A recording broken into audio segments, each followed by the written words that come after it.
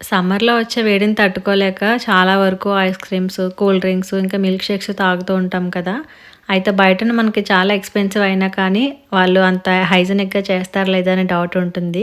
కానీ ఇంట్లో చేసుకుంటే తక్కువ ఖర్చుతో ఈజీగా చేసేసుకోవచ్చు. మరి ఎలానో చూపిస్తాను రండి ఓరియో మిల్క్ షేక్ చేయడం.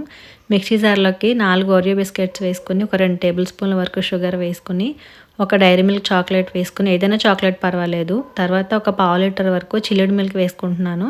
కాచి ఫ్రిడ్జ్‌లో పెట్టుకున్నానండి. కావాలంటే కొద్దిగా వెనిల్లా ఐస్ క్రీమ్ కూడా వేసుకొని బాగా బ్లెండ్ చేసేసుకోండి. ఇప్పుడైతే గ్లాస్‌కి కొద్దిగా చాక్లేట్ సిరప్ వేసుకొని ఈ విధంగా అయితే గార్నిష్ చేసుకుంటున్నాను.